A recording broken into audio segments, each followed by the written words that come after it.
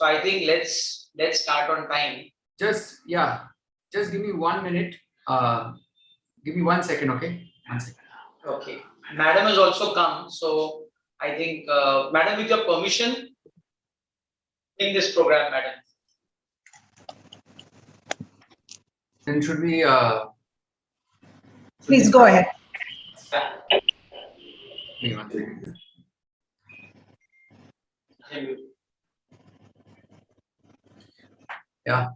So good afternoon, everyone. I'd like to welcome everyone, Your Excellency, Mrs. Suchitra Durai, Ambassador of India to Thailand, Mrs. Virabdur, Director of Lifestyle Trade Promotion, Department of International Trade Promotion, Ministry of Commerce, Thailand, Mr. Arulandan, Director, MOCI, and Colin was supposed to join us, but I think he's unable to join us this afternoon. This is the 12th Global Connect that the GJPC is hosting with partner countries. We've done quite a few. We've done one with Saudi, we've done one with UAE, Muscat, Singapore, Switzerland, amongst others. And this time we're engaging with our friends from Thailand. The scope of the Indian Global Connect is to understand current business scenario with regards to gems and jewelry sector and conduct business discussions between the manufacturers, exporters, retailers, so we can initiate some form of dialogue and explore all the opportunities that the trade has. So without taking too much time, I request Excellency Ms. Suchitra Durai to give a welcome address.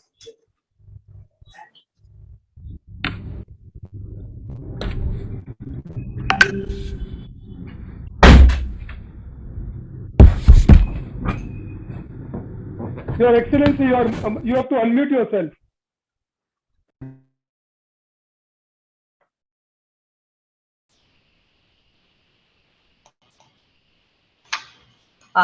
Okay, so namaskar, swadika to everyone present here.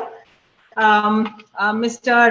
Choksi, the convener of today's program, Mr. Arulanandam, the director from the Ministry of Commerce and Industry, Ms. Nisabud Virabut, director of the Lifestyle Trade Promotion, Department of International Trade Promotion of the Thai Ministry of Commerce.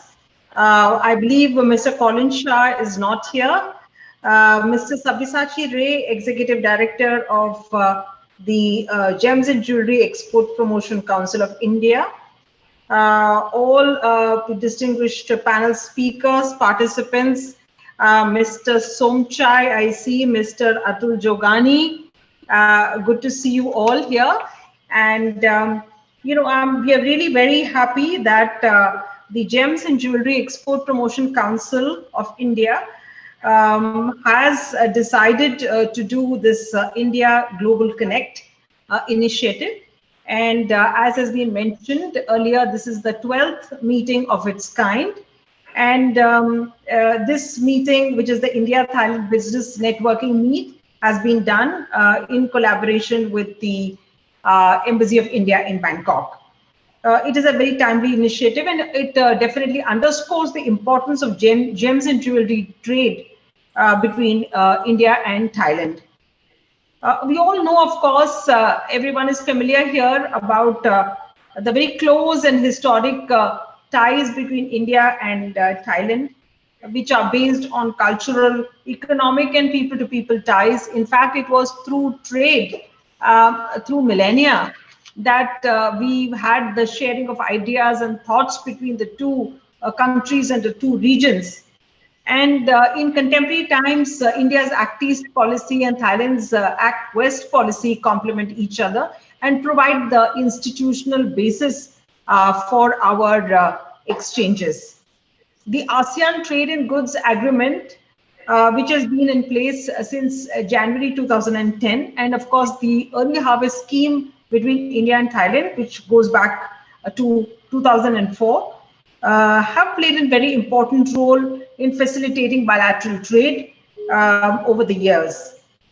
There is huge untapped potential for trade and investment between the two countries in various sectors. Bilateral trade between the two countries was about a little under 10 billion in 2020-21. This, of course, registered a decline when you compare the earlier figures of nearly 12 billion in 2019-20.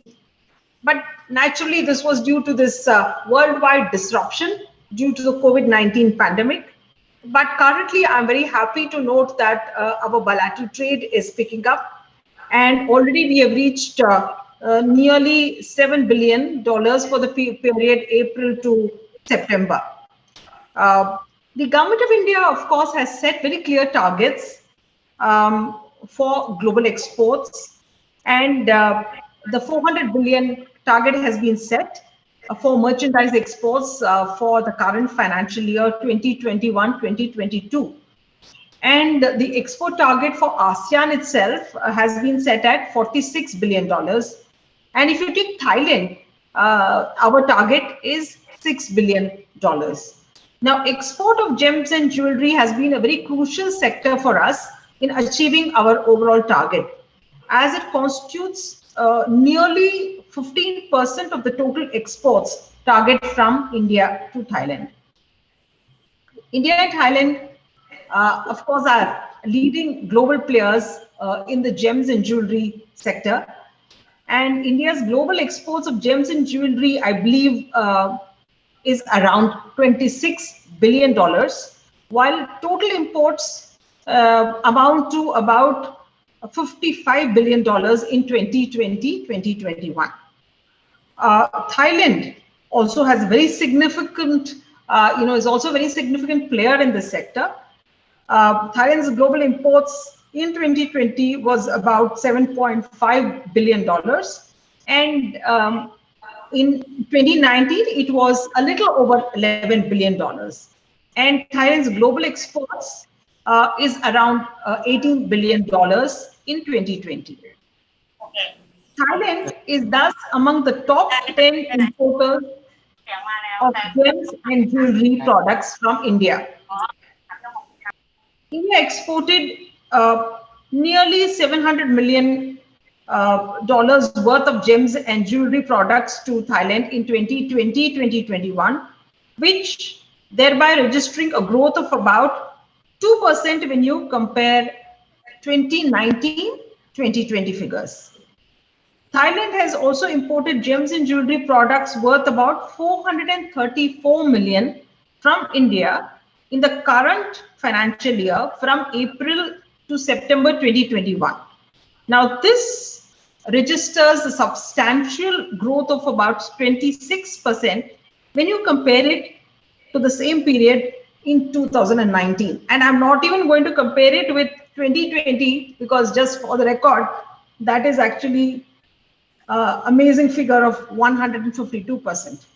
But let us compare it with 2019, and that itself registers an increase of 26%. So gems and jewelry, of course, have an essential place in Indian society and our economy.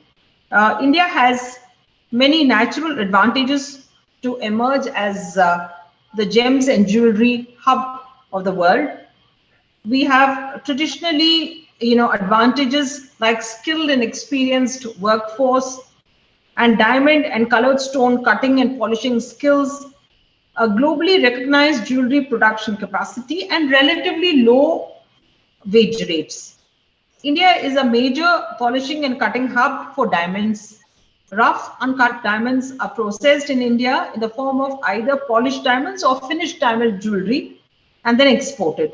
And Indian craftsmanship and variety is recognized worldwide. The major export item from India to Thailand are, of course, uncut and polished diamonds, which contribute to about 90% of the total Indian gems and jewelry export to this country. Other items which are also being exported are colored gemstones, which range of about 4.2% in terms of our exports. Gold jewelry, which is a little less than 4%. Silver jewelry, lab-grown diamonds, and so on. Thailand primarily exports non-industrial diamonds, gold bars, unworked and worked semi-precious or precious stones, worked synthetic stones and other articles of silver jewelry and so on.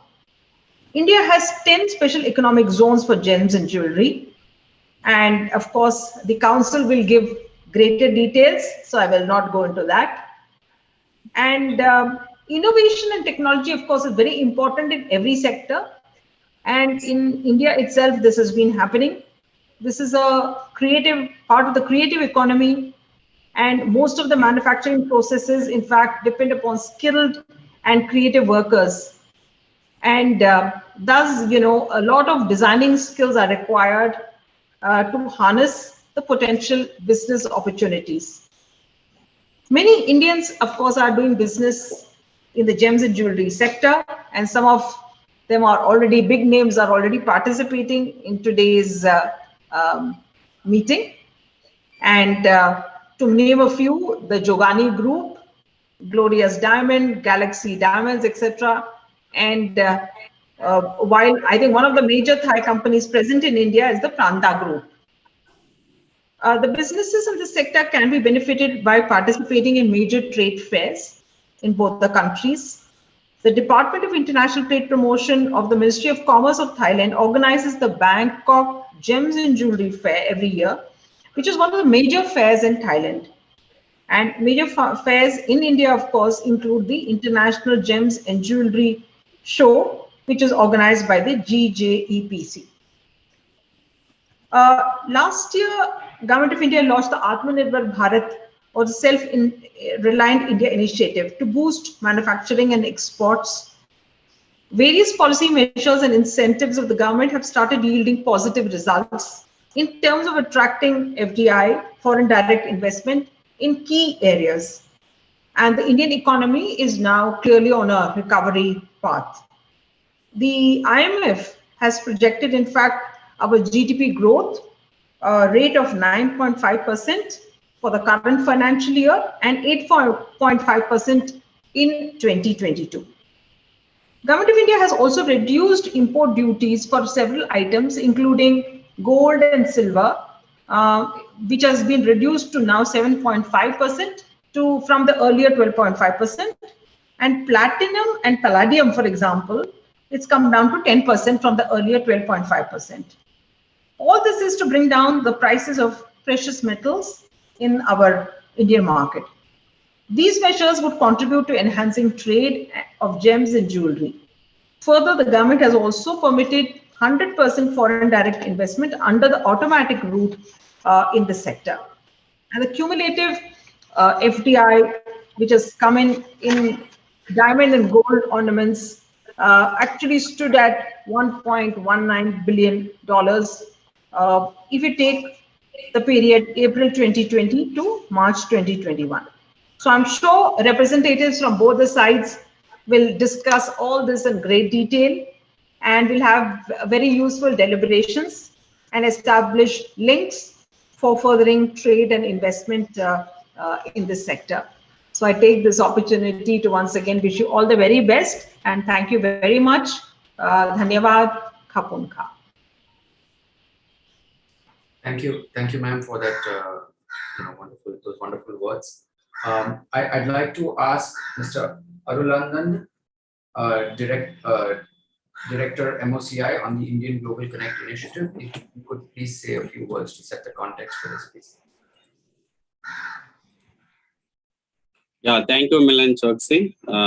Thank you for inviting me to the event. Greetings to Madam Suchitra Durai, Ambassador of India in Thailand, Mrs. Nisabut Verabutre, Director in Ministry of Commerce in Thailand, and I'm sure Colin Shaw will join soon, and of course Milan Choksi. As we are all aware that India is witnessing a growth of around 29%, growth by 29% during this year, last 6 months, April to September. And this growth is over and above the 25% contraction that we received during the COVID. So this is something, a good news that we all can cherish. And given the India's FTA with Thailand, and such events are, I'm sure, would take the trade, bilateral trade in gem and jewelry, not only in gem and jewelry, but overall trade between Thailand and India to newer heights. And permit me to say a few things. Of course, Madam Suchitra Durai has mentioned quite useful data regarding the trade. But however, I would like to mention that Indian gem and jewelry exports have reached around 19 billion during the April-September period. And this is, comparable to the pre-COVID year. That means we have reached almost the same level that what we were pre-COVID.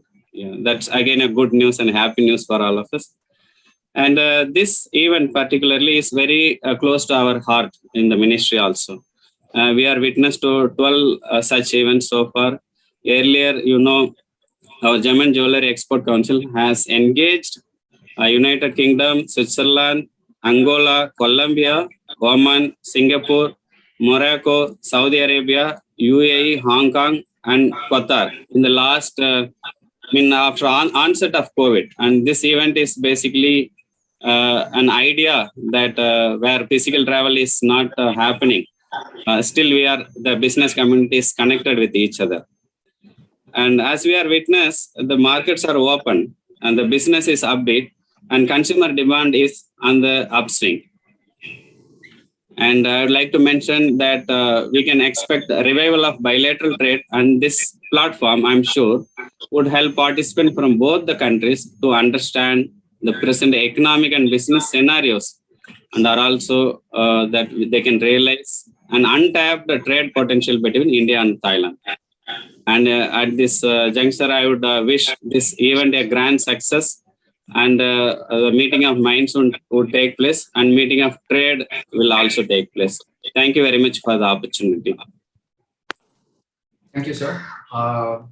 Unfortunately, Ms. Nisabur Virabutru couldn't join us, Director of Lifestyle Trade Promotion and International Trade Promotion.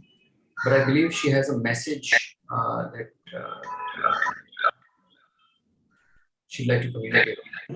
Vikrant, do you have the video? Good afternoon. Namaste.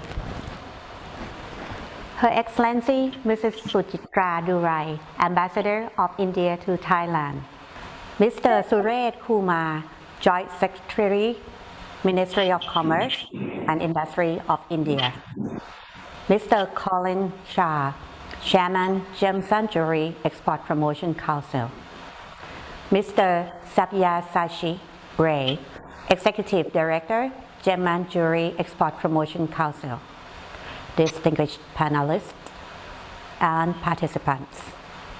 On behalf of the Department of International Trade Promotion, or DITP, under the Ministry of Commerce of Thailand, I am very delighted and honored to deliver the remarks on India-Thailand Gems and Jewelry Trade Challenges and Opportunities. This webinar entitled India-Thailand Business Meet on Gems and Jewelry Sector, which is jointly organized by the Gems and Jewelry Export Promotion Council in association with the Embassy of India, Bangkok.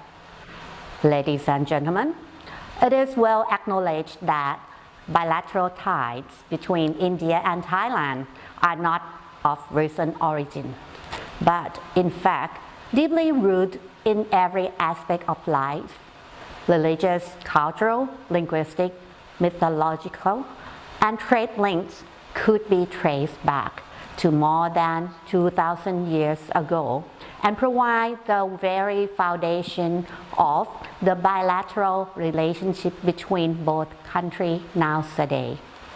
In terms of economic linkage, India has always been regarded as one of the most important trade partners of Thailand for a long time.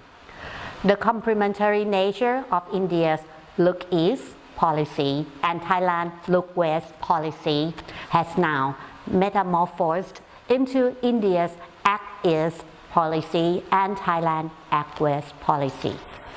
From 2015 to 2019, the bilateral trade has increased impressively from 7.92 billion US dollars to 12.15 billion US dollars.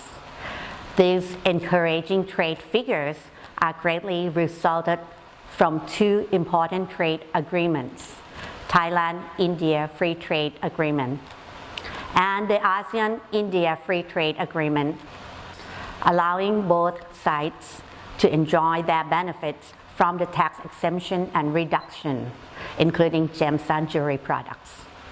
For Thailand, the country is well recognized among the international markets as one of the world manufacturing and trading hubs for gems and jewelry, encompassing the entire value chain from raw materials, production, finishing, to trading.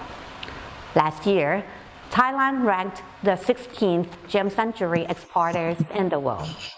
Moreover, it still ranked the first and the third largest exporters in silver jewelry and colored stone respectively.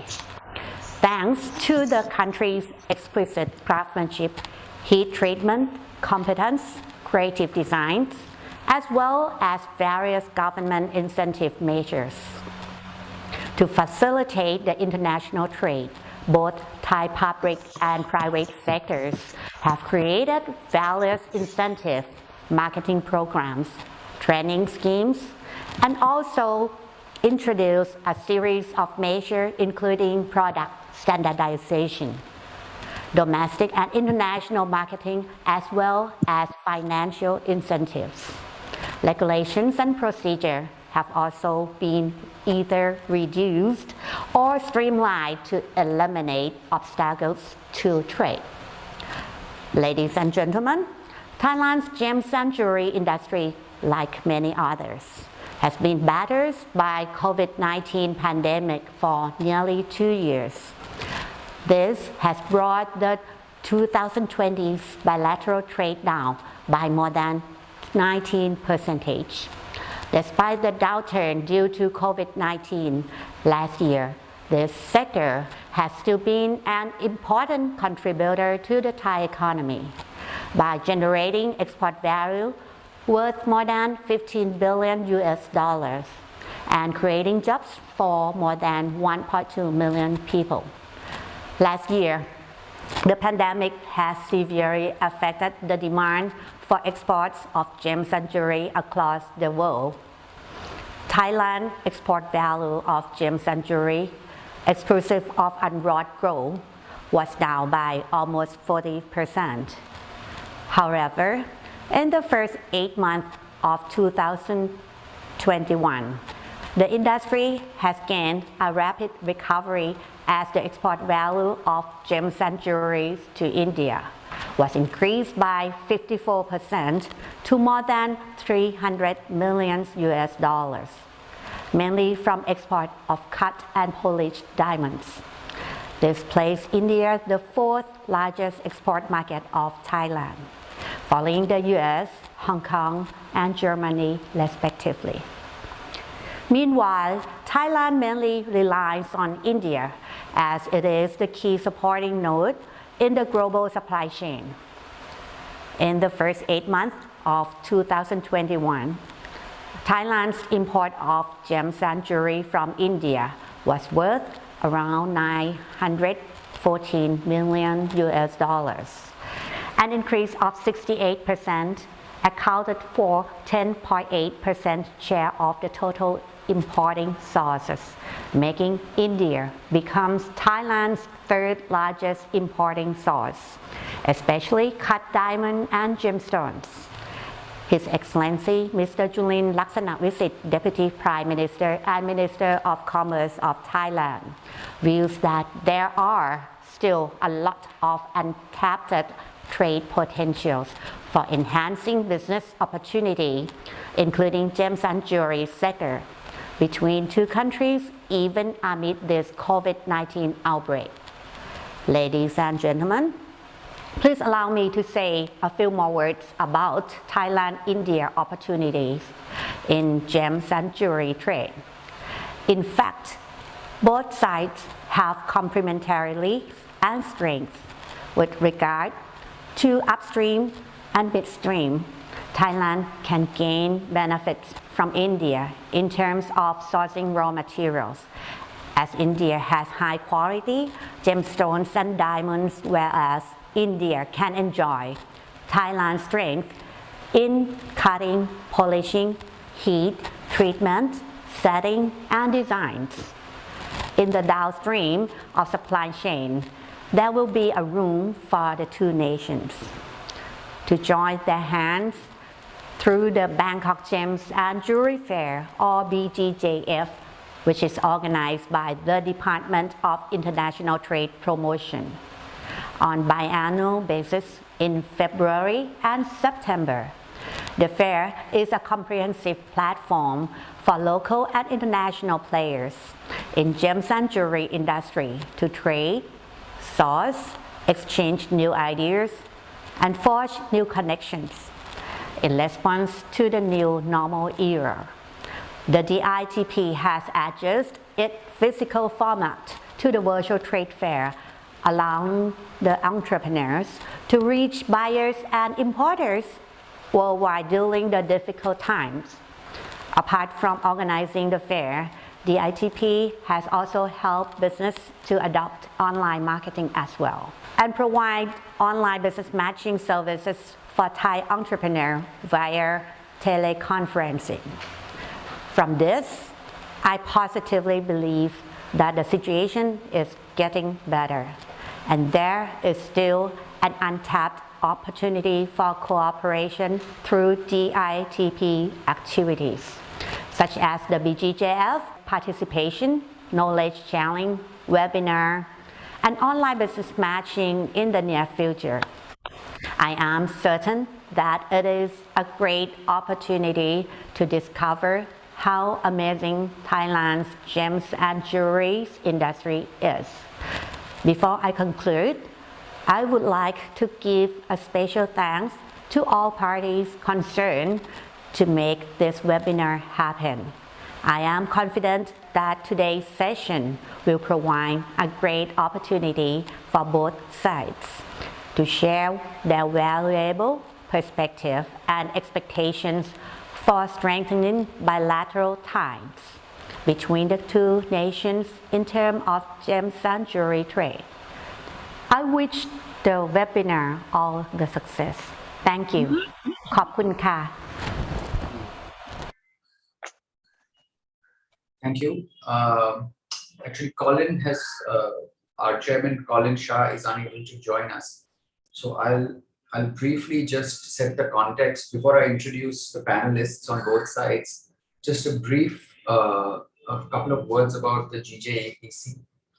The GJAPC is the nodal body for gems and jewelry in India. We represent the interests of not only the manufacturers, the employees, but also the customers globally who wish to buy from India. Our job is primarily to market gems and jewelry and provide platforms and facilitation for businesses.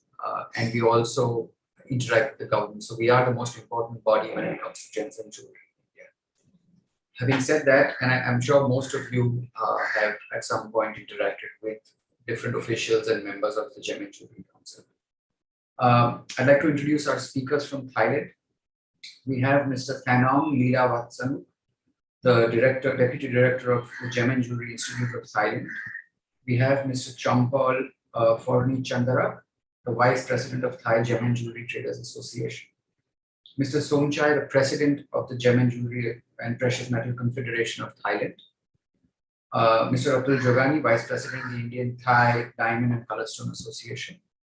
We also have Mr. Prida Tiasuwan from the Pranda Group, the Chairman of the Pranda Group.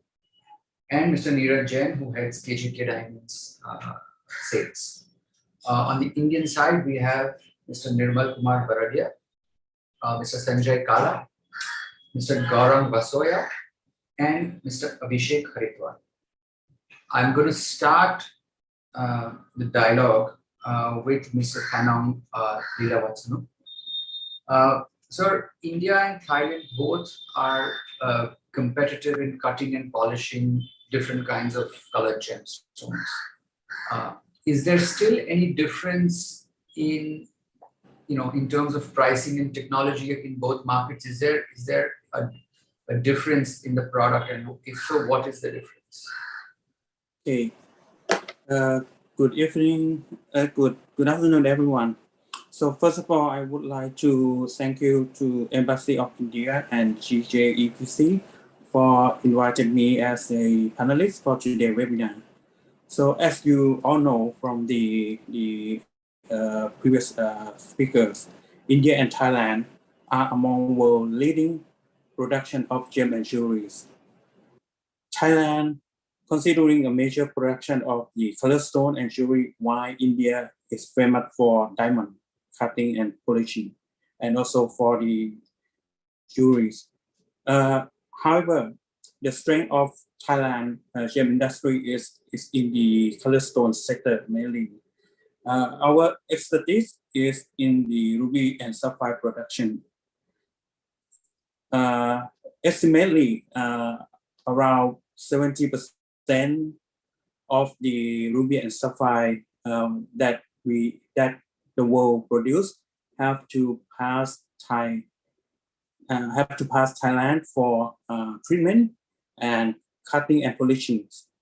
So Thailand gem people are very high competent and very high skill in the gem treatment.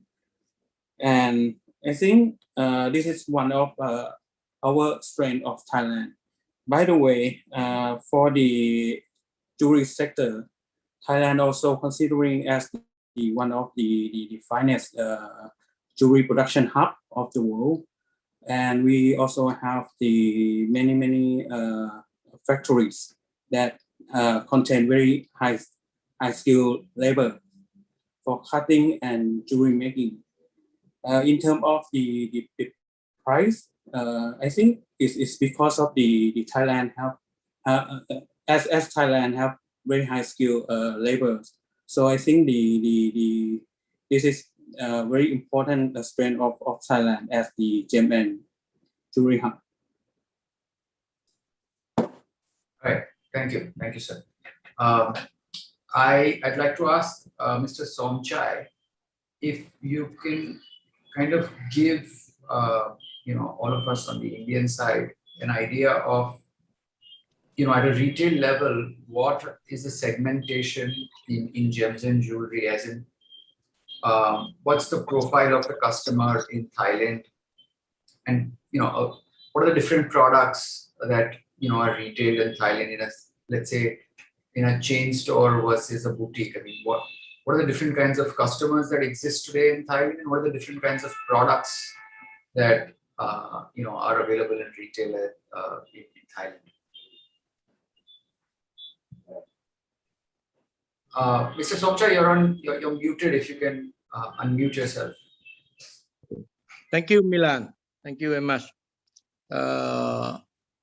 Your Excellency, Madam Suchitra Durai, and Mr. Suresh Kumar, and all the friends in the panelists, Mr. Badiya, Mr. Atun Jogani, many people. I'm sorry I cannot request all. Good afternoon, all the audience, and namaste. My name is Somchai Ponjindarak, is the president of the Gem and Jewelry Precious Metal Confederation of Thailand. I thank you very much for your ambassador, Your Excellency Ambassador Suchitra, to make this program, created this webinar to join between Thailand and India. Myself, I'm sorry, I feel word to introduce myself. I interest this market quite big between China and India. Last 20 years, I I started in India market because of my friend, my dear good friend, Mr. Atul Jogani, bring me there, opened my eyes. I believe India is a great country for gem and jewelry. Even today, the one who are purchasing the gold jewelry for the gold market is still belong to India, biggest importer, number one gold. Number two is China. This I see update. Update the information. Your question is about for the fashion jewelry in Thailand. I like to inform all of you about the federation have solved the problem of the duty VAT. We got the duty free 20% from Excellency Prime Minister Prayut, this government last 5-6 years ago. So we waived 20% off. Then we have FTA between Thai India. Last 5 years, I have bring our Thai Minister of Commerce visit your government, India government, at India. I have bring all the minister meet each other to solve the problem of the FTA Thai India, and also all the facility about import and export. Have discussed what your question between Thailand, why we have a lot of number selling for jewelry design, because Thailand is a international design market. For India is a culture design. So the volume is big different. Indian family like to buy gold. Thailand family buy pure gold. This is a big difference. Your nationality, mostly they buy the gold jewelry for the investment, but we are buy for the design. Mostly we up to the market. We follow the market. Like you see why we are sell a lot of the brand. Mostly it's a brand. All the brand come to Thailand now because we are the fashion market now.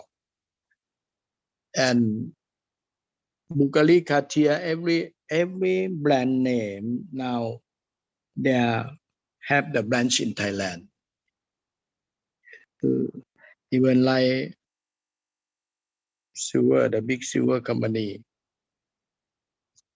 all the brand in the world now set up in Thailand because they know Thailand is a market. And we have, in the past, we have a lot of tourists, more than 40 million people come visit. Then make the Thailand sell the fashion jewelry a lot. But India is a culture. It's a culture market. It's different. We have to see. But your big consumer is still consume a lot of gem and jewelry. My idea, we can cooperate more because in my life, we start with India business more than 50 years in my term, my period. In that time, we have only one or two, three company Indian only. Now we have few thousand Indian friends in Thailand. We should have more. I have answer to the world. We have to do same Thailand like Hong Kong. We have to have all kind of international people come to do business in Thailand. Welcome all of them to make Thailand to be a center. This is our target. So most brand, the future culture motive, their collection, why some borrow well-known look for store. As its result, we see the incredibility, diverse, the vibrant design here in Thailand. That in my reason, we should make more Thailand to be a gem and jewelry center in soon and make it fast. We have to follow to the world today. Thank you, Milan. Thank you very much. Thank you, Mr. Somchai. That's quite insightful. I'd like to ask Sanjay Bhai, if you can tell us, are you importing colored gemstones from Thailand, and how has your experience been so far? Milan bhai, thank you for calling me. Good afternoon, Ambassador in Thailand, Suchitra Durai ji, and all my colleagues. We are regularly buying stones from Thailand since a long time, but the stones which we are buying is generally in the rough part. It is not ready stones. These are rough stones. Here I would like to say some interesting things, that both the countries have identical situation and position in gems and jewelry. Most of the gems and stones are from outside countries.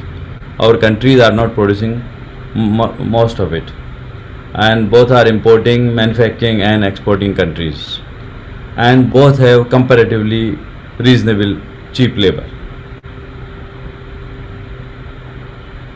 And the jewelry we are exporting we are using less of color stones in the country if we are using it. For India, the strength is emerald, the good yield in color stones, and we have got plenty of NRIs around the world. They are the strength of our country who are making us moving. Thailand's strength is like rough directly coming to them. Polishing is very good. They've got niche in heating, so they are very good in. And the thing is, we are going parallel. They are very good in ruby and sapphire.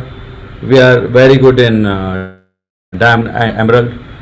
But the color stones both are doing, because the material is coming from African countries, and even Indians are buying from the Bangkok market or Chantapuri, or it is being made in Chantapuri.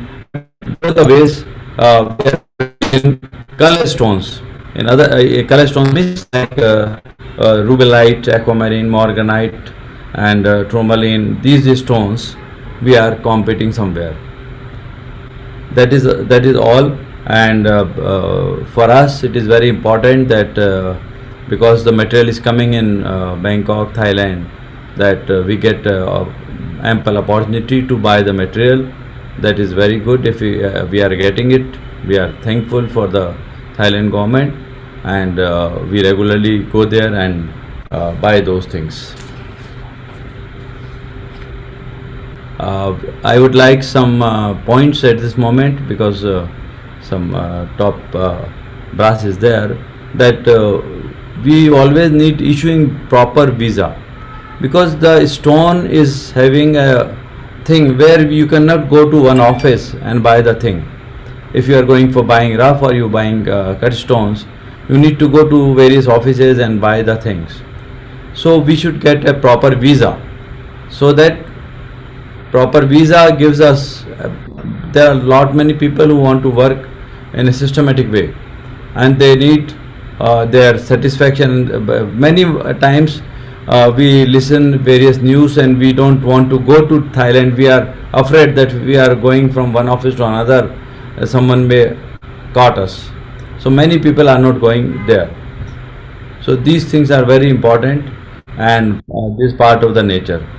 And at the same time, many people either they do not understand, or the law is not clear for the foreigners whether what kind of accounts they should keep, and they should not get there. I always found people fearful when they are working there. So this is not happening. It should not happen. Our organization should try that all those fear in the mind of our businessmen should not be there. That is all I can say, and Thanks a lot for inviting. Thanks, Ajay bhai. Your point is well taken. I think I'd like to ask Atul bhai now, kind of to address everyone. And I had another question for you, but if you could kind of answer Sanjay bhai's question, I think it would be, your best place to answer this question. Okay, good afternoon, Her Excellency Suchitra Durai and all the panelists. Sanjay bhai, I've been living in this country for 35 years. I have no problem. It's a great country to work. Very, very easy to work in. I think I always say to everybody that I came in this country as a friend and they accepted me as a brother. So this describes how easy it is to work in this country and how good the people in this country are and how comfortable the Thai people are to work to. We have, if you have any problem in the future, we are here as an association to help you and all the people from the Gems and Fraternity coming from India. If they have any problem, I think the Thai Gem and Jewelry Association, my dear friend Kun Somchai, Kun Prida, Kun Sompol, everybody here is help to help you. There is nothing to worry to come and work in Thailand. So that's your answer to it. Milan, about the business opportunity between India and Thailand, I would like to talk on that. Since India is producing 90% of the diamonds in the world, and Thailand is one of the largest manufacturing of jewelry in the world. In the diamond jewelry sector, say 50 to 60% of the raw material, the contents of the jewelry made in Thailand is diamonds. So India play a very important role in adding value to Thailand jewelry sector. Similarly, India is a very colorful country. We have a very colorful culture, but we need to promote color stone into Indian jewelry. Our Indian jewelry is mainly of diamonds, but we need to add colors to our Indian jewelry by bringing color stone from Thailand. Like we said that 70% of the color stone is made in Thailand, is produced in Thailand, manufactured, and 90% of diamond is coming from India. So, we have to work as we have to complement each other than competing each other. In today's world, I think businessmen don't need boundaries. We need to work together. We need to use our resources. Color stones can come from Thailand to India, to make your jewelry beautiful. We need your diamonds to make our exports, to add values to our exports. We need to work together in such a way that, these two countries can work together, participate in the third country as a joint fair. These are the ideas we have been working for many years. And, if you see jewelry, it consists of gold, diamonds, and color stones. Both the color stones and diamonds are with us. 70% of diamonds are color stones with us, 90% diamonds are with you. So we need to work together, synergize together, how we can participate together and enter the third country. Today, the kitty of jewelry, luxury is, like before 20 years, if anybody wants to buy a luxury item, they could only buy gold and diamonds. Today, people can buy iPhone, people can buy watch, people can buy bags. So as our industry is, in our industry, the kitty is getting less. So let's all join together, see that the kitty of people spending in the luxury industry come to our industry. We work together, we as a country work together and see that how we can grow this industry together. One more strongly I would like to put is that we need to start the FTA between two countries. Thailand allows diamond imports. Milan, you know about it. I have been talking to you from last 10 years. Gun Somchai has been talking to you. We have come with our ministers to Thailand, India to talk about this. Thailand allows imports of diamonds without duty. We need the same reciprocal system with you. We need to emphasize that jewelry can come from Thailand to India. India is like a big brother to us. You have a $25 billion local industry. We cannot compete with you. We can just add small part of our jewelry into your jewelry and make it look. You are already making beautiful jewelry, but we can be part of it. So please, we need to work on this FTA issue. Milan, I think you know what I'm talking about it. Yeah, thank you, Atul bhai. As expected, complete and comprehensive answers from Atul bhai. But yeah, I think you make a strong point on collaboration and the flavor that colored stones add to jewelry and how the Indian market is actually ripe and ready for this. This is the best time to kind of bring all sorts of innovation. Thank you, Atul Bhai. I'd Thank like you. to ask Mr. Prida from Pranda if he could give us some insight on what, according to you, sir, is Thailand's biggest strength. Is it design? Is it gemstone cutting? Or is it your manufacturing capabilities? What according to you makes Thailand such a success in gems and jewelry trade?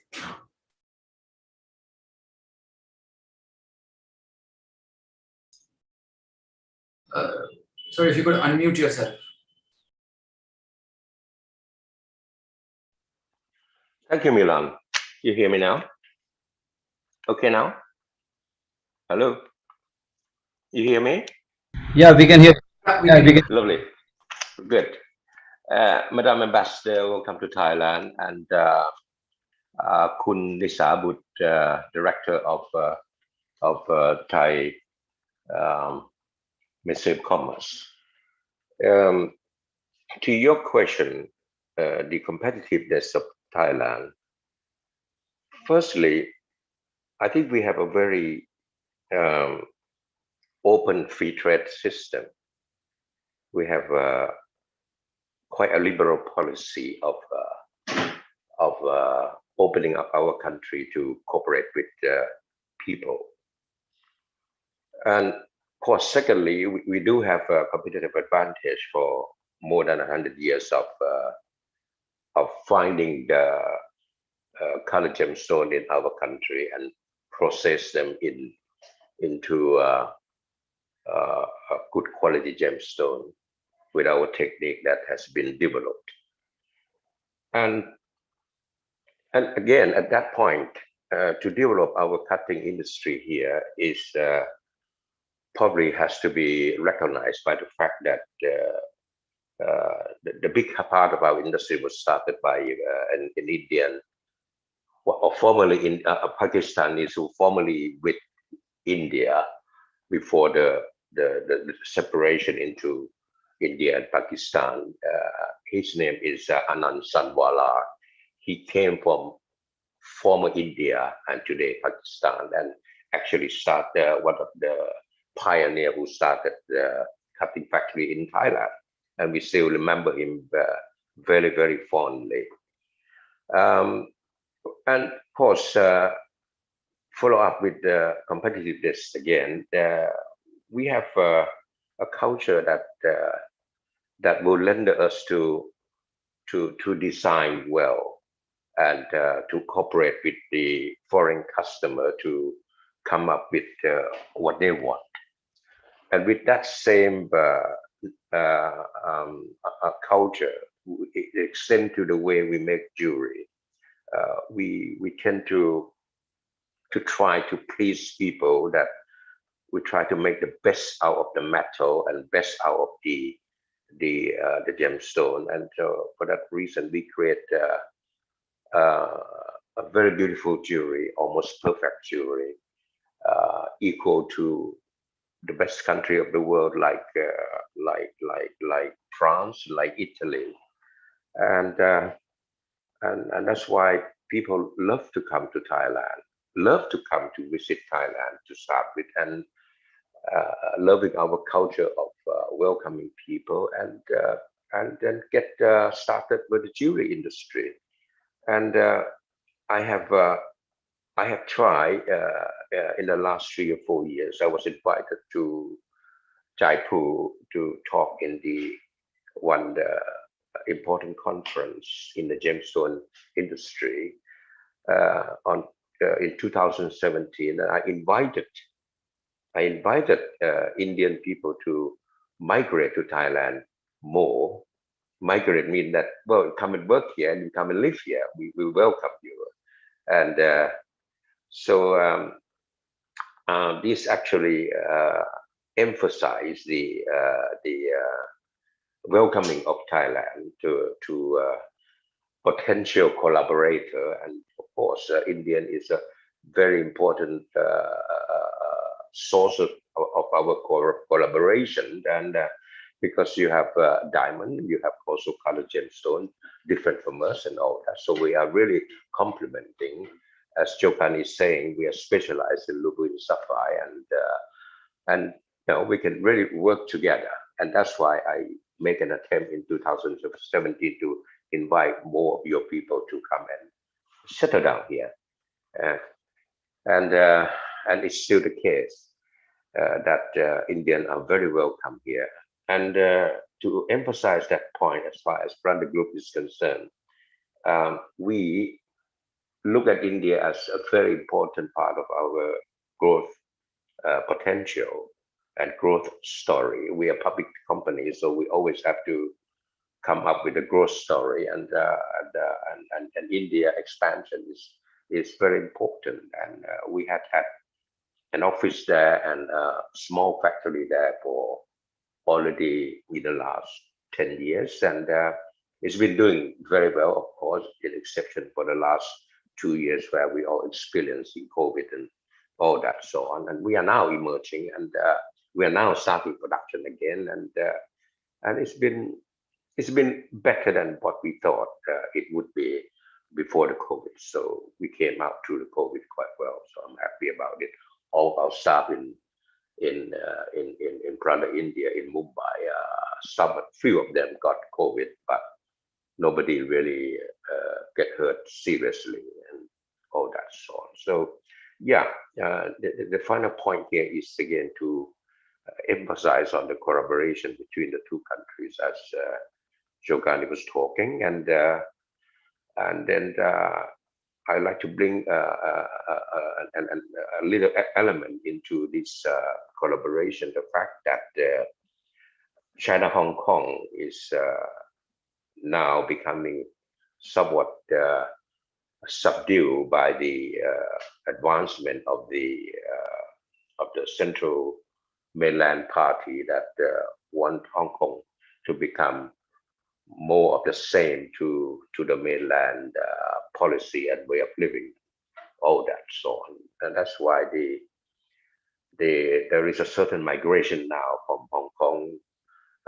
to Thailand and some to India, and which means that there are more opportunities happening. So since our cooperation has been going on so well, and we have this cultural tie between Hindu and Buddhism, we actually Buddhist is a spin out from Hinduism, if you like, so on. So I think that we can create a situation where we can make the triangle of working relationship that making this part of the world between what Mumbai, Jaipur, and Bangkok as a center, as a triangle of growth of the industry. Now that activities now seem to be moving out from Hong Kong, China, more into this triangle. So we should try to capitalize on this development. Yes, that is for now. Thank you. Thank you. Thank you. That's insightful, and I think what came out from what you said is that in fact Thailand's biggest strength is probably its hospitality and warmth, and I think that's complemented with the same characteristics on the Indian side, and that makes both countries ideal partners.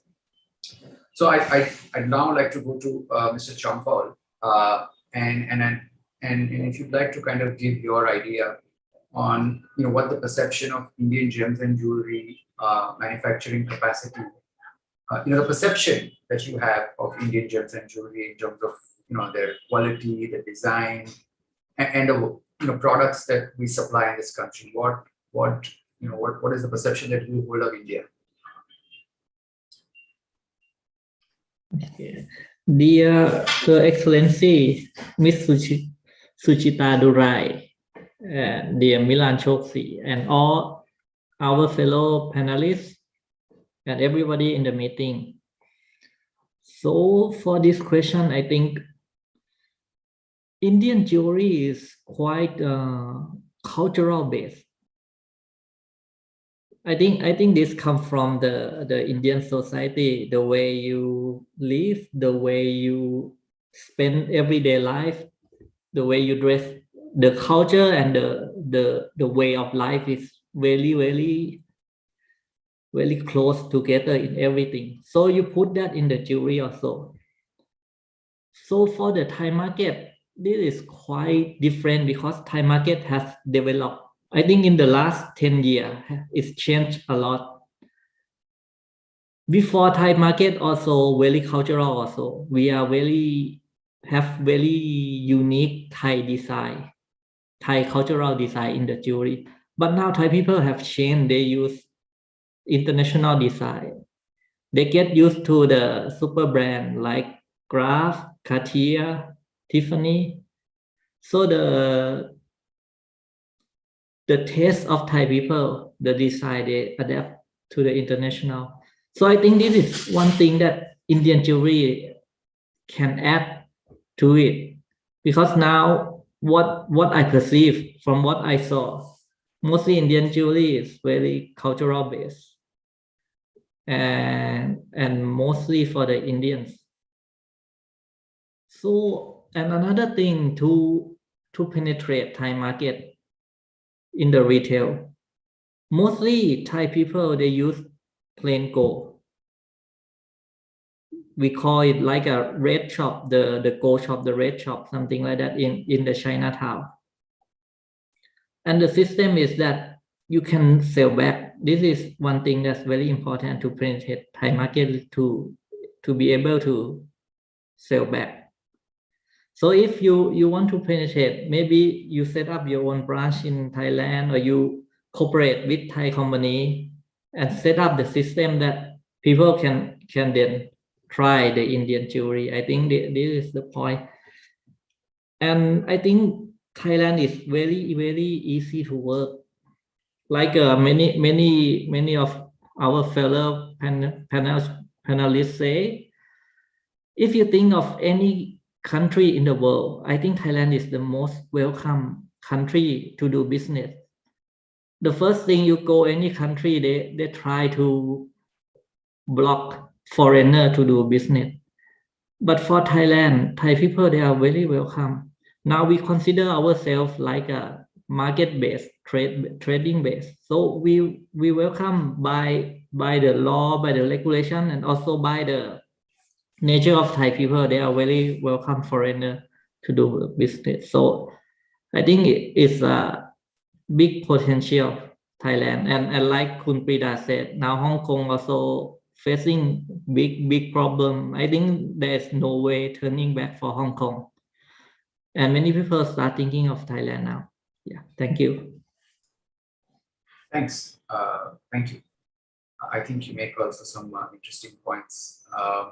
Having said that, while India is predominantly a market for Indian cultural, designs inspired by Indian culture, it's changing rapidly, and you will see, with a younger population and a younger consumer, even Indian designs are becoming more and more, aligning themselves, becoming closer to international, designs. Nirmalji, I wanted to ask you if you have any presence in Thailand, and if you want to share your experience of how business has been for you all these years that you've been working in Thailand. Thank you, Milanji. I started journey in 1983 in Thailand, and I think my international business start from Thailand, so I will remember always. And mostly my friend also, they started journey for international business from Thailand, because Thailand is very easy to make business. Import and export facilities are very efficient.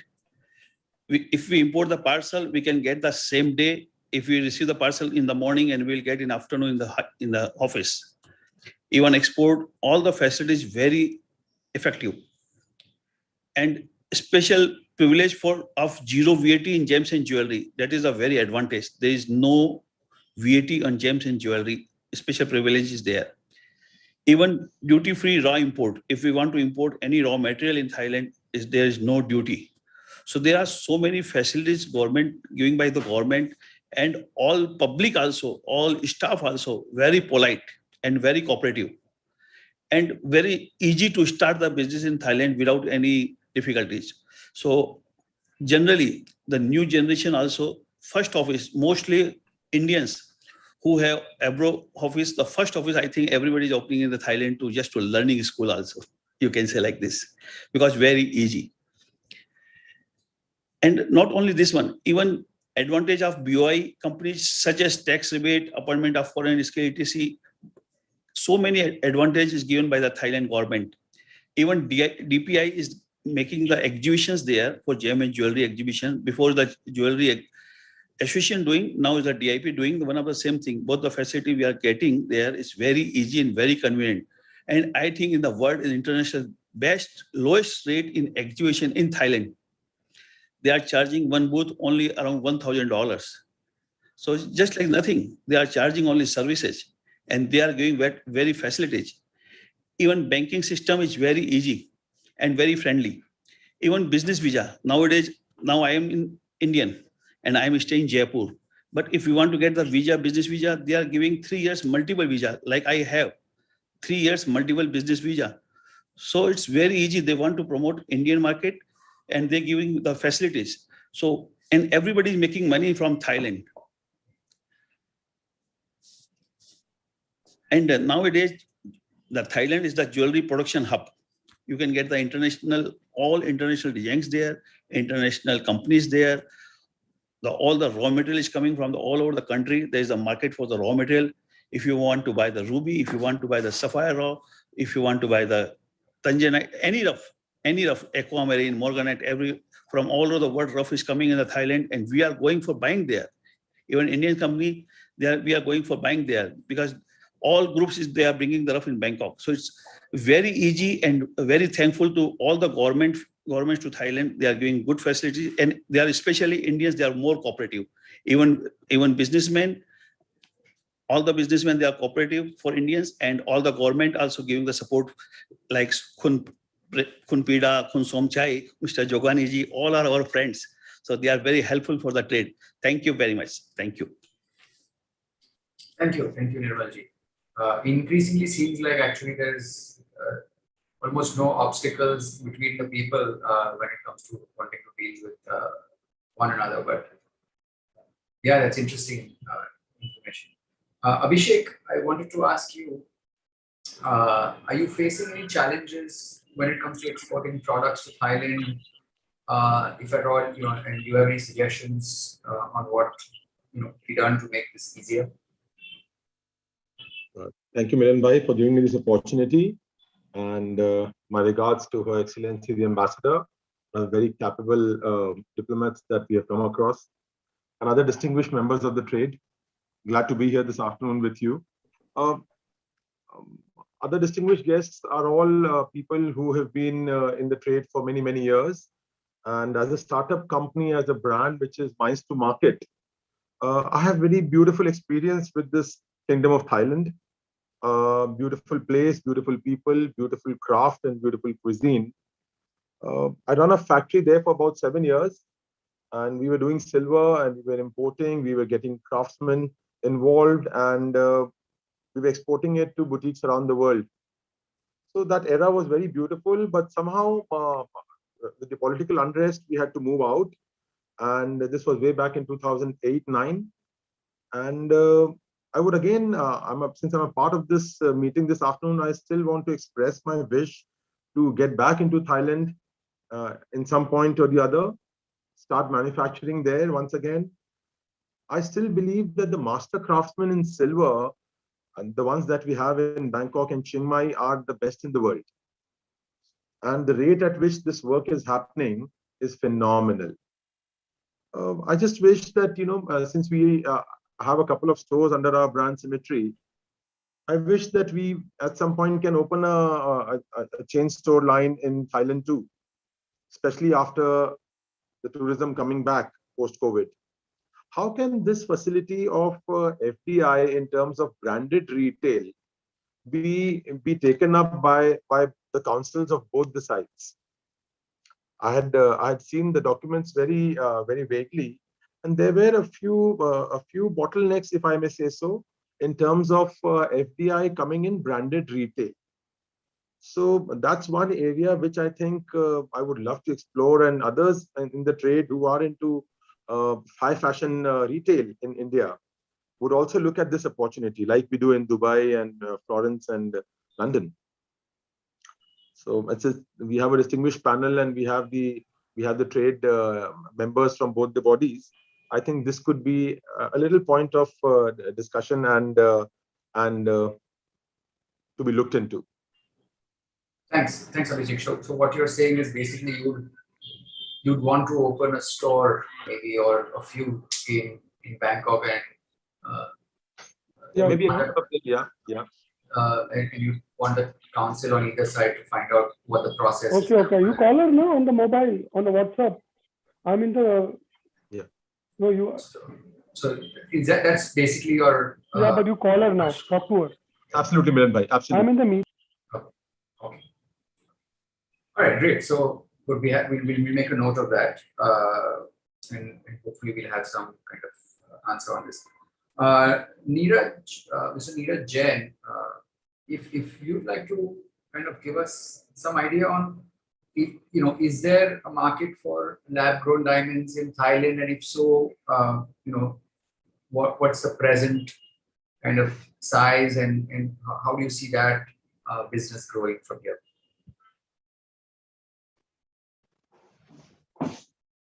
First of all, greeting to Her Excellency Suchitra Durai, Mr. R. Arula Nandan, and Mr. Budh Virabutra, Minister of Commerce of Thailand, and of course Milan Bhai and all participants. I would like to thank GJEPC to invite us on this platform. Thank you very much. As you know, like that, Thailand is one of the big manufacturing hub. And if we see the potentiality, as you just like questioned to me about like lab grown diamonds, basically we are dealing in diamonds, not in lab grown. But if you like ask me about the future of lab grown diamonds, I feel personally, I think is good, because here a lot of manufacturing companies are making for big brands, for US market, for Europe market, basically for the West. And what I have seen in like past 2 years, the demands are coming on on that part. Here the jewelry manufacturing is very unique, very nice manufacturing. And as a manufacturer, this is as everyone knows, is a big manufacturing hub, and people are shifting from China because of like the trade war is happening. So I feel like many new companies are started, and they are like moving like more towards in the lab grown diamonds. If you like ask me personally, like for export market, it is very good. I'll see like a lot of potential for the lab grown diamonds for export market. Yeah, but if for local, I think that the people, they are not adopting it. They don't want it. They want to go in the natural diamonds. So I believe that the incoming time, the lab grown diamond is going to be very good cutoff. Thailand is going to be a very good cutoff for lab grown diamonds. All right, thanks. Gaurang, if you want to add something on lab grown diamonds, either as loose stone, the loose stone business, as a trading commodity, or in jewelry, would you like to say something about the potential? Yes. Lab grown? Am I audible? Yeah, you are. Okay. First of all, I would like to thanks GJPC India to invite us and create this great opportunity for Indian and Thai buyer seller meet. I really thankful both countries and ambassadors. Before I start, I would like to introduce myself. Myself, Gaurang Vasoya. By profession, I am a businessman. My company name is Excellent Corporation, who I am running since last 10 years. And 2014, I have started a business of diamonds. Especially, I have started from lab-grown diamond. Since 2016, we are doing manufacturing and export lab-grown diamond cutting, polishing, and exporting to the world. As you asked my opinion about lab-grown diamond is very bright future we have. Right now, lab-grown diamond share in world of diamond has only 7%, and I am very hopeful that it will increase very fast, and it may be cover 15% within next 5 years. That is my assumption, and I'm very hopeful that lab-grown diamond will rock the market, and many people who have a hobby of wearing jewelry, even medium and middle class and lower middle class also can wear jewelry of lab-grown diamonds. So opportunity is very vast. All over the world, many countries who were not accepting lab-grown diamond, right now they are accepting and using and wearing. Many celebrities in USA, UK, Australia, like rich country, celebrities are promoting lab-grown diamonds, and we are also feeling that future of lab-grown diamond is very bright, very bright. This is from my side. Thanks, Gaurang. That's insightful. Mr. Khanon, if you know, in India uses various kinds of imitation jewelry products, jewelry, thread work, beads, wooden, ceramic, enamel.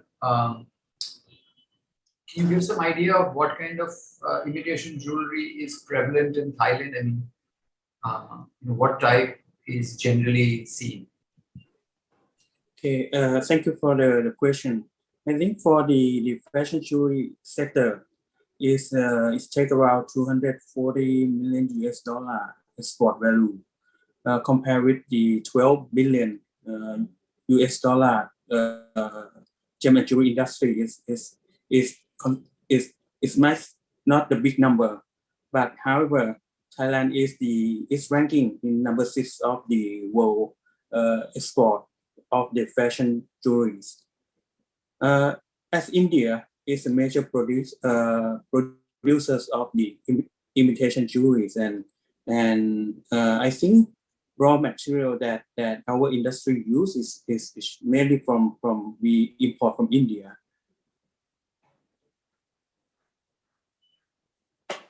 And due to the pandemic, I think this sector also badly impact. Look at the export number compared with 2020 and 2020 and 2021. The number is still lower than the export number in 2019 for more than half.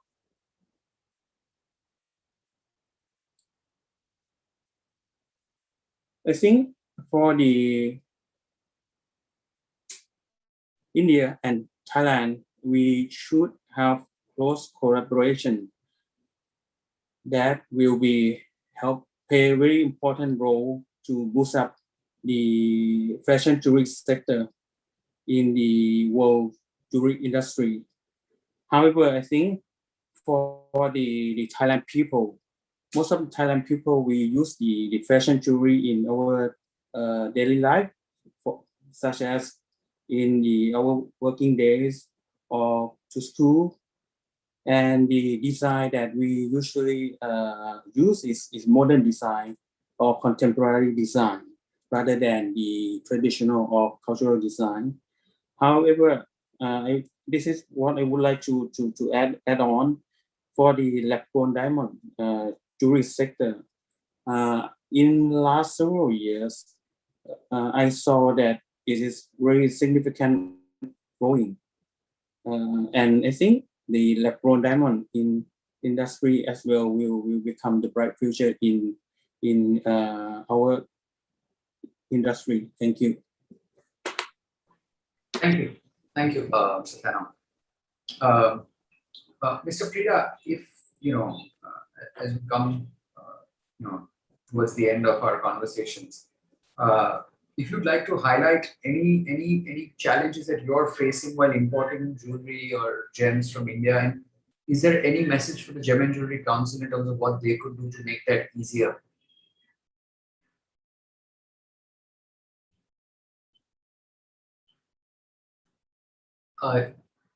Yeah, got it.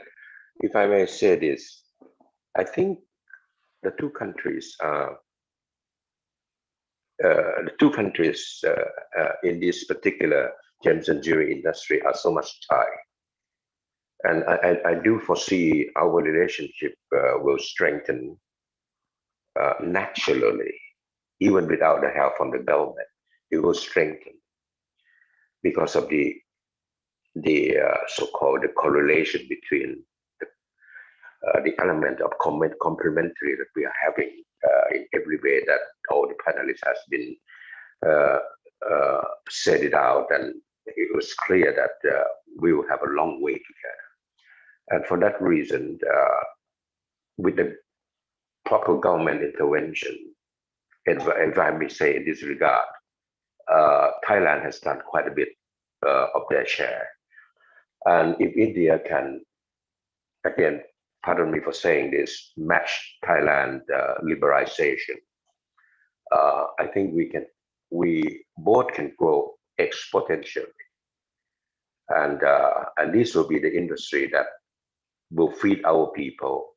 In the case of Thailand, indicated earlier by the director, that we have like 1.2 million people. And this is like, 1.2 million will be equal to 3%. Yeah, we have 40 million working population, and the gem and jewelry is 1.2 million. And India has a lot to catch up this kind of percentage, and I believe sincerely that the government opening up on the part of India will help to stimulate this rising. So please have a look at it closely, and you'll find that there's a lot of hidden benefits to the life from this opening up, and it's a very sustainable industry. The 1.2 million that the Thai had, it actually has been at this rate for at least no less than 15 years. Of course, the life of the industry has been like 100 years in the making. So India has exactly the same kind of elements to last and to grow in the same way. So there's a lot to benefit from it. And with the combination of the two countries and the opening up of the fact that you are invited to come to Thailand anytime, and you may find Indian food here is matching your level. And, so I think more liberalization on the Indian, if I may say, government personnel will help very much, particularly the custom officer. So I think we'll go a long way. I'm dying to come to India. I'm just waiting for my third jab, and I'll be on the plane. Thank you. Thank you, sir. Atul bhai, I was actually going to come to you because you're the perfect person. You've got the best qualities of Indian and Thai, everything. You're the best person to kind of summarize everything. And if I had to ask you 3 things that we should do in terms of 3 big opportunities at the end of this conversation, 3 big opportunities that you think India and Thailand have in terms of trade, and 3 action steps that the councils on either side can take to kind of kickstart in that direction. It'd be you'd be the perfect person to summarize. Okay, Milan, I just like to say that, of course, I said previously that India is the biggest manufacturer of diamonds. Thailand is the biggest manufacturer of color stone.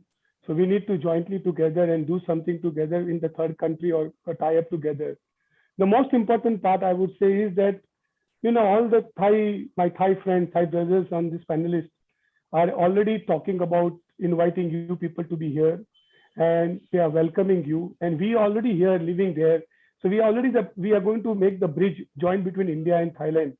And there's a great welcome coming from all the Thai panelists. So I think the ball is in the GJPC court now, how we take it up and how we see that the trade which has been,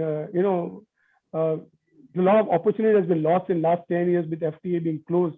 So I think the GJPC should look into it. The world is changing. We need to look how the trade can be growing. I think Kun Chompal also said that the Thai people design aspect has changed. So there can be a modern jewelry coming into this country. So we all can work together and see that we all benefit together. So I think both the association, both the government should work together. Bygones should be bygones, and let's work together how we can bring it together. I think India and Thailand are working with the ASEAN trade, but we should also look into the free trade between India and Thailand that can speed up faster. So let's look into it. Like Kun Pida said, we have 1.3 million in this industry, in the jewelry industry.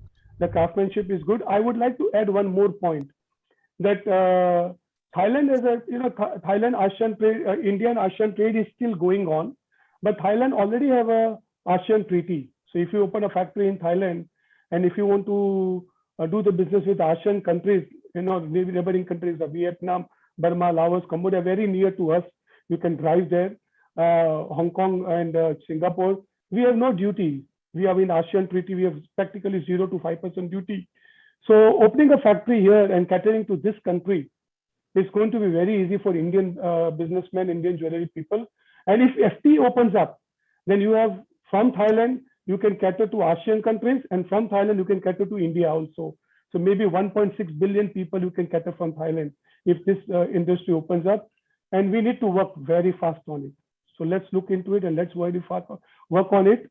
Like Kun Pida said, if everything opens up, we should have a joint meeting between 2 associations, 2 governments, and see how we can work on these issues. And we already have suffered, everybody has suffered from last 2 years. Let's catch up, let's recover.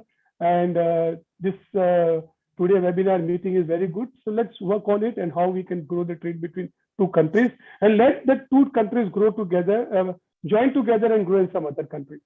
That's what I would like to sum up.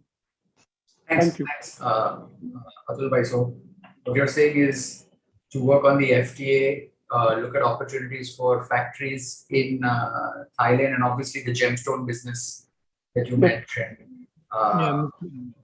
which has great potential. Yes, Somchai, you wanted to say something.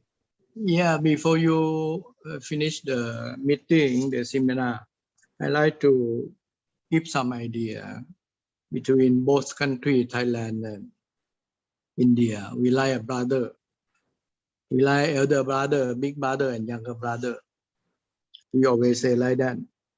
I hope we must cooperate each other because like India also, you are very important for Jaipur market. The Jaipur market is still, I have been there many times. We have to work together, the raw material and the diamond also. I have been in many places in India about the diamond. So my idea for the 2 countries, we can share each other and join together. 2 countries, 1 market, we can join to the world. We not just only focus between 2 countries, we focus to the world. We can join because now a lot of Indian company in Thailand, a lot. Last 40 years, 50 years, you are increased a lot. And this all the Indian who stay in Thailand, make factory in Thailand, they are very modernized, and all the design chain. So you have come to set up here and doing, and we join together. Even Thai should be open the company in India also. Thank you very much. Thank you your webinar today. Thank you, Somchai. That brings us kind of to the end of this discussion. Once again, I want to thank Her Excellency Mrs. Suchitra Durai for being here and kind of giving her valuable input. And thank you to everyone on both sides. Clearly, there's a lot to be done, and there's a huge potential for business between India and Thailand. The roadmap is quite clear. Atul Bhai and Somchai have given ideas on what can be done, and both on both sides, people are looking forward to visiting. I'm looking forward personally to visiting Bangkok. I'm sure people from Bangkok are looking forward to come to Bombay, and want to see some normalcy. So thank you again, everyone, and we hope to execute all the ideas that have been discussed in this forum. Have a nice day and great week ahead. Thank you, everyone. Thank you. Thank you. Thank you. Thank Thank you, you. everyone. Thank you, Milan bhai. Bye. Everybody.